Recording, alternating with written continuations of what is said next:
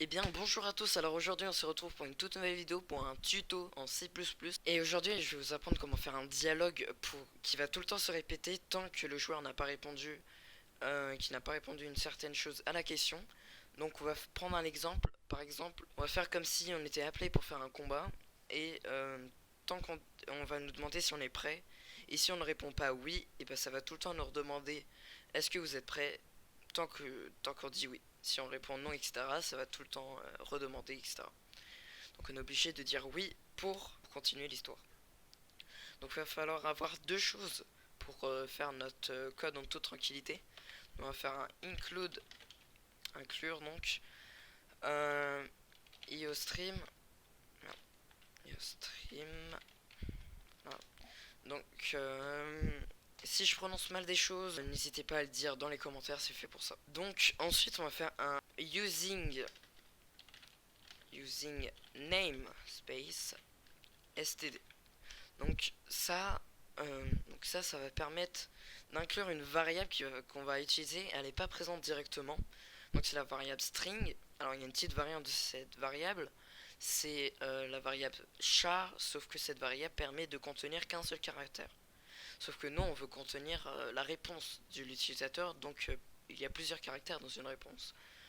Donc on va devoir utiliser string, la variable string ici. Et le sort de plugin IOStream permet de faire des affichages et afficher du texte, etc. Donc on va passer, on va faire un petit int main. Voilà. Et on va poser une question. On va poser une question à l'utilisateur. Donc s'il est prêt pour son combat. Donc bienvenue. On va pas faire un truc très grand. Est-ce que tu es prêt pour le combat? Voilà. On ferme bien avec un headline. Et voilà. Donc on pose direct la question. Et pour faire donc la boucle, pour répondre tout le temps, pour répondre, tant qu'il répond pas oui, et ben on passe pas la question. Et ben on va faire un while, je sais pas si je le dis bien, je vous rappelle, dites-le moi à chaque défaut. Donc on va faire les petites parenthèses et on va écrire la boucle s'arrête quand elle est vraie. Voilà. Tant qu'elle est vraie, tant qu'elle est fausse, la boucle ne s'arrête pas. Sinon, elle continue. Donc, on va dans cette boucle mettre deux variables, enfin une variable. On va faire la fameuse variable string qui va pouvoir contenir notre réponse,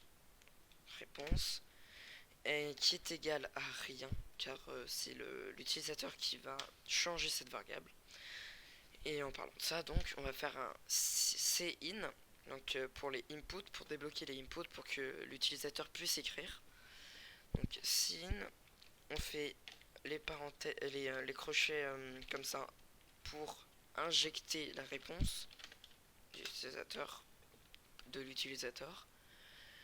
Donc une fois que c'est fait, vous faites un if entre parenthèses si la réponse, donc si l'utilisateur répond à oui, alors on va passer, si l'utilisateur répond oui, on fait un break et le break va arrêter la boucle. On sort de la boucle car on a répondu oui et c'est ce qu'on veut. Si il ne répond pas oui ou autre chose, on va faire un si, on va écrire et on va dire d'accord. Et maintenant, est-ce que tu es prêt? Voilà. Donc on va reposer la question est-ce qu'il est prêt, et après que la question a été écrite, on va revenir ici. Voilà, on va redemander la question et voilà. Et c'est ce qu'on veut. Donc on arrête voilà, et on peut déjà tester. Donc tant qu'on répond pas oui, on peut répondre n'importe quoi. Mais si on répond oui, c'est bon. Alors moi j'ai envie juste d'écrire un petit truc après, enfin si on a répondu oui, donc ça va se passer donc en dehors de la boucle, vu que la boucle s'est arrêtée. Donc on va écrire super, ton premier combat commence dans 10 minutes par exemple. Voilà. Ça, perso, je l'oublie à chaque fois. C'est vraiment un poison, à chaque fois je l'oublie. Donc ne l'oubliez pas, hein. Et donc si on fait oui, super. Tu... mince, c'est ton premier. C'est ton premier combat. Commence dans 10 minutes. Parfait. Sauf que là, le petit problème, c'est que si on écrit oui comme ça va compter comme faux. Pourquoi? Parce on a mis une majuscule au O, sauf que là, il n'y en a pas. Alors comment on va faire pour avoir plusieurs réponses possibles, plusieurs réponses acceptées? Donc on aurait tendance à se dire on fait une virgule, oui, on fait une virgule, oui, ça marche, aucun problème, ça va marcher. Sauf que là, il y a un avertissement, enfin ça va marcher, vous allez voir. Ça marche, par exemple oui comme ça marche.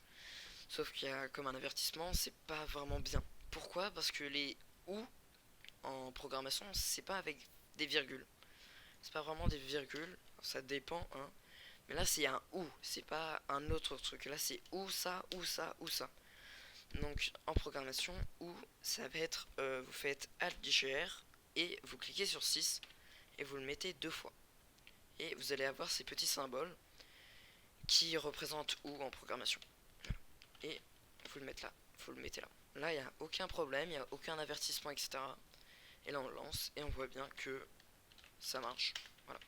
Donc n'oubliez pas que ça se dire oui, enfin ou en programmation et que c'est hyper important. Voilà, donc ce tuto est fini, j'espère qu'il vous aura aidé. Si vous n'avez pas compris, si vous n'avez pas compris quelque chose, si j'ai mal prononcé, si j'ai mal fait quelque chose, etc. Vous pouvez me le dire en commentaire. Mais si ce tuto t'aura plu, t'a aidé, etc.